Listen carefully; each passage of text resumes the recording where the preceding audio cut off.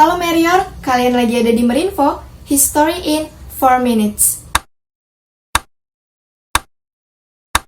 Nah, Merior, kalian tahu gak sih, sekitar abad ke-19 setelah Mesir ditaklukkan oleh bangsa Eropa, mumi-mumi Mesir dijadikan barang dagangan. Jadi saat itu tuh udah biasa ya kalau kita ngelihat pedagang kaki lima menjajakan jasad yang diawetkan tersebut.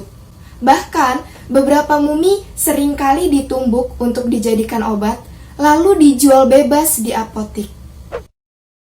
Jadi gini ceritanya guys, di akhir abad ke-18, Napoleon kan berhasil tuh menaklukkan Mesir.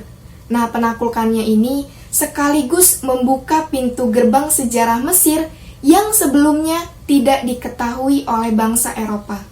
Pada saat itulah, mereka menemukan jasad-jasad yang diawetkan atau yang lebih dikenal dengan sebutan mumi Mesir.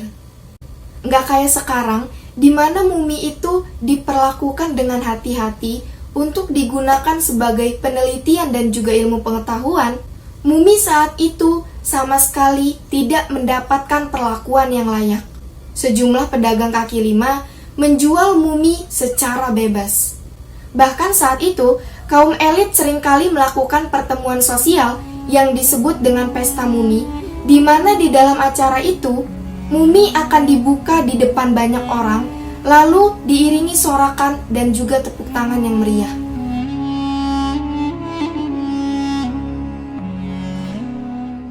Gak cuma itu aja, selama periode waktu tersebut, mumi lalu digiling atau dihaluskan ya, ditumbuk untuk dijadikan bubuk, lalu dikonsumsi sebagai obat. Bubuk mumi ini bahkan bisa dibeli di apotik hingga tahun 1920 karena dikira merupakan jenis obat. Ketika revolusi industri berkembang, bahkan mumi Mesir dimanfaatkan untuk tujuan lebih. Sejumlah besar mumi manusia dan juga hewan ditumbuk lalu dikirim ke Jerman dan juga Inggris untuk digunakan sebagai pupuk. Selain itu pula, ada yang kemudian diekspor ke Amerika Serikat untuk digunakan dalam industri pembuatan kertas. Seorang penulis bernama Mark Twain bahkan melaporkan bahwa mumi pernah dibakar di Mesir yang kemudian dijadikan sebagai bahan bakar lokomotif.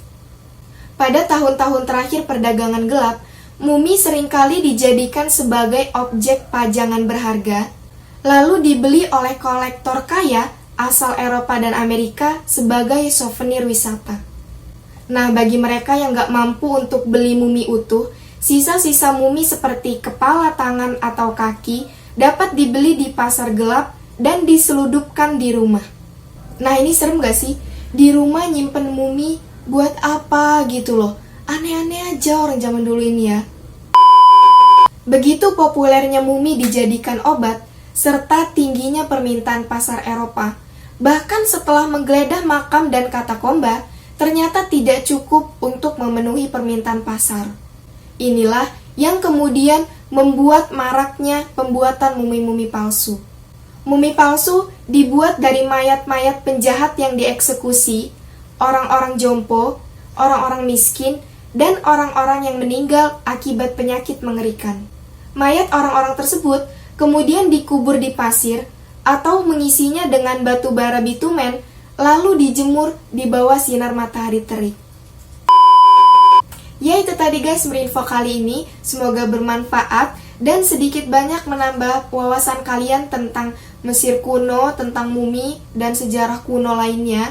Semoga ini menambah minat kalian terhadap sejarah. Kita ketemu lagi di Merinfo selanjutnya ya. Bye-bye!